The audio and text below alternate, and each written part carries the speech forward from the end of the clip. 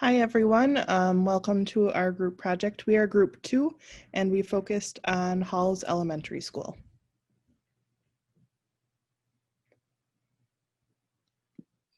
Our group members are going to introduce themselves. I'm Sarah Angeloff. I am currently a special education teacher at the secondary level.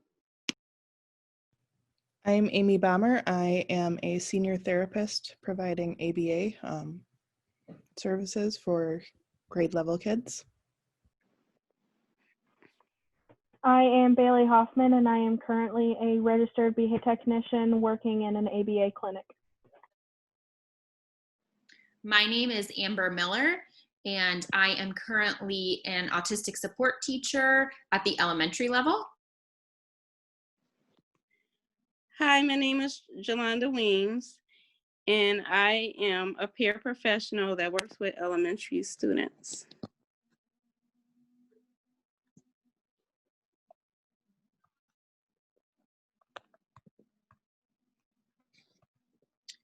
Okay, to start, we're going to give you some general information about Halls Elementary School. Halls Elementary School is located in an urban school district. There are currently 500 students spanning from pre-K through third grade. Approximately half the students are functioning more than 2 years below their current grade level academically, and their math and reading levels are the lowest in the district. Frequent office disciplinary referrals for inappropriate behavior are made. 75% of the 500 students have received ODRs for inappropriate hallway behavior at the beginning of the day, at lunchtime, and at the end of the day. The majority of the students there are multiple offenders, with pre-K and kindergarten being the worst offenders. They're often seen running up and down the hallways and often elope the building. Some teachers have developed hallway rules such as walking, single file line, but there's no consistency in creating or following through with these rules.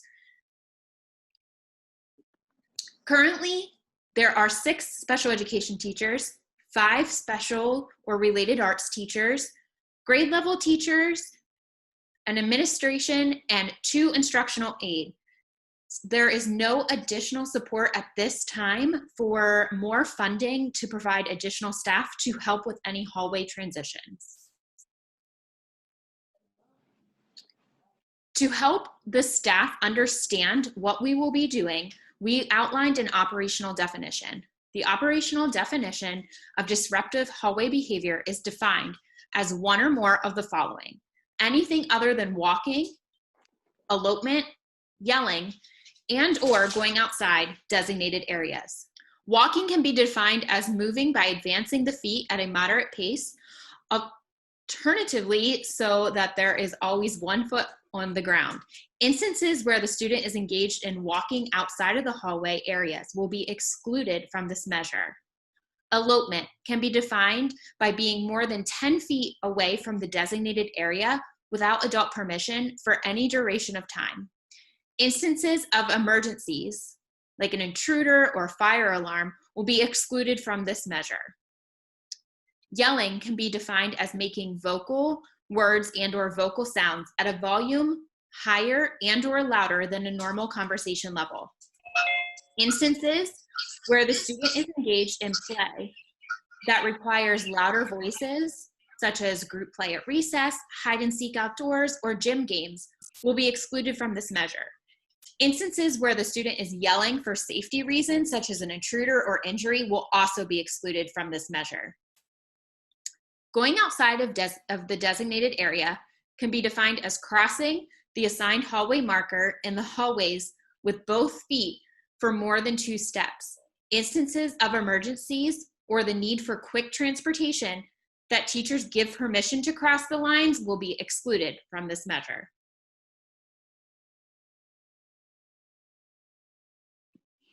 So I'm going to talk a little bit about our intervention that we have planned. So we are focusing on antecedent-based interventions, which are frequently implemented as part of a school-wide positive behavior intervention and support plan. Antecedent behavior interventions, also referred to as ABI, are an evidence-based intervention that is often used to address problem behaviors. The overall goal of ABI is to decrease the likelihood of the problem behavior by making changes to the environment before the behavior occurs in order to decrease the likelihood that the behavior will occur at all. Another goal of ABI is to clearly define what behaviors are expected or appropriate in that given situation. So in our instance, what behaviors are expected or appropriate in the hallway. ABI takes a proactive approach to help teams develop plans and procedures that will prevent the problem behaviors before they even happen. ABI seeks to identify what conditions are likely to reinforce the behavior of concern and then modify the environment so that those triggers are eliminated. ABI typically relies on the use of the following: highly engaging or preferred activities to get buy-in from students, changes to the established routine or schedule, pre-activity interventions, providing students with more control through the use of choice, changing instructional delivery models, as well as providing sensory stimulation as a method to provide an appropriate replacement behavior. So I'm going to go over with you the steps of the procedures for implementing an antecedent-based intervention. So the first step is going to be to conduct observations in the environments in which the problem behavior is occurring the most frequently. Observations should be conducted using the ABC method, which is the antecedent behavior consequence chart. Several pieces of data are needed to determine the trends and patterns. So in the instance of Halls Elementary School, the staff would want to collect ABC data in the hallways where they're seeing the most frequent problem behaviors. The second step is after a sufficient amount of data has been collected and a pattern is easily determined, the team will then discuss how the current demands and environmental factors are impacting the behavior that needs to be addressed. Next, the team will determine and clearly state what they expect from the students in the given environment. The team needs to be mindful of this current academic and behavioral functioning to help them determine and establish rules and expectations that are appropriate to the students' ability levels. So in the instance of Halls Elementary School, the staff creating these behavior expectations would need to be mindful that many of the students are at least 2 grade levels below their current grade. The team will then adjust aspects of the environment or task demand to meet the needs of the students, as well as create the setting in which the students are most likely to be successful. The next step, the team will make a decision about how to further change the environment to not trigger the behavior of concern or eliminate parts of the environment that will cause the students to engage in the problem behavior. At this point, the team will then plan lessons for the students that will clearly define what the expected behaviors are in the given setting. So in this instance, the hallway. The team will also provide instruction on the expected behaviors continually throughout this process. After the team has provided the instruction to the students will be reinforced for showing the expected behaviors that they were instructed on. During the implementation phase, staff should try to avoid bringing attention to problem behaviors unless it becomes a safety concern, as a method to try and avoid it inadvertently reinforcing the behavior of concern. The team will also continue to evaluate the effectiveness of the antecedent-based interventions in order to determine if additional interventions may be needed. The team will continuously monitor progress through ABC data collection as well as office disciplinary referrals. On this slide, there is a sample of what the ABC data collection chart might look like. At the top, there are some guiding questions for the staff to use. So some things to consider when looking at the antecedent is what occurs right before the problem behavior, what are other individuals doing in the environment, where is the student when the behavior occurs, when does the problem behavior occur, and who is near the student. For the behavior section, they want to focus on what is the student doing that is being disruptive, consequence, what happens immediately after the behavior of concern, and then they would focus on, in the other section, are you aware of anything additional that may be impacting the student? So they would collect all of that data in the boxes below. On the next few slides, we've included some visuals to show you what some of the changes to the physical environment of the school might look like as part of the antecedent-based interventions. So you can see the picture on the left has two lines clearly running down the hallway. Those lines are going to act as guides for the student as a visual reminder of staying in a single file line and staying on their side of the hallway. You will also see in the picture on the left, the students will be instructed on hallway behaviors. And as part of the lesson, they will be creating a visual similar to this. And this will help to get student buy-in because it's a visual that they created themselves. On the next slide, we have a couple more pictures for you. These are just different visuals that can be posted throughout the school. We chose visuals that were colorful and attention grabbing for the students, and these are some visuals that could be used in the upper grades. So it shows students walking in a straight line and provides written and visual prompts to the students of what behaviors are expected. What we did for the younger grades, since the students are several grades below and are not able to read, is we took the visual cues from the older grades and just created them and removed the words so it's easier for the younger students to see.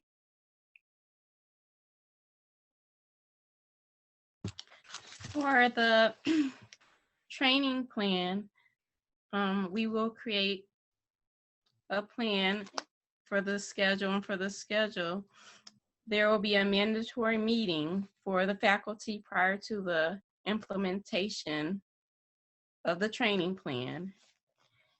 And it will be an all-day training, which would consist of going over the antecedent-based intervention training, the data collection ABC chart training, and ODR review, role-playing activities, lesson planning and collaboration time, with each grade level split up into teams.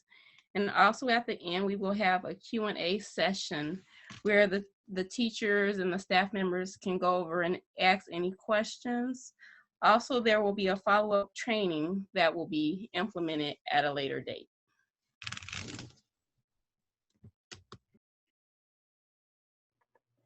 In this case, the teachers and staff will be taught the interventions first to make sure that they can teach the behaviors properly. Once the teachers know the behaviors, they will teach them to the children using lines on the floor and posters on the wall. The children will practice the skills in the classroom, and once mastered, the teachers and staff will transition the children to the hallway. The skills that are being taught are learning how to walk instead of run, walk in a straight line, walking with calm hands, and walking quietly. Some of the material that is used is tape, ruler, and a yardstick to create the lines on the floor, and paper and markers to make the posters for the hallways.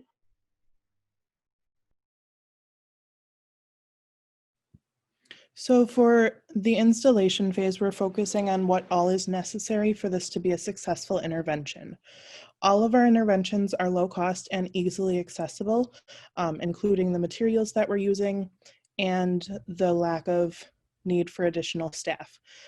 We will have instructional assistants, special education teachers, and specialist teachers on a rotating hallway supervision role to assist with active supervision in the hallways. We will focus on all 4 hallways that have been identified as problem behavior hallways, and during 3 critical transition times: arrival, dismissal, and lunch. During their supervision, they are encouraged to provide verbal praise to students who are engaging in good hallway behavior. Visual supports will be placed in locations in the hallway for reference, and the tape will be placed on the floor to indicate where students should be walking.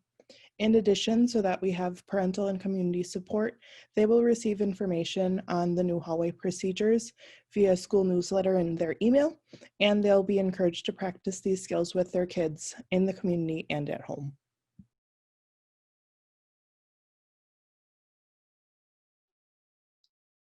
The purpose of our positive behavior intervention is to provide staff with antecedent-based interventions. All antecedent-based interventions are evidence-based and offer a proactive approach to behavior.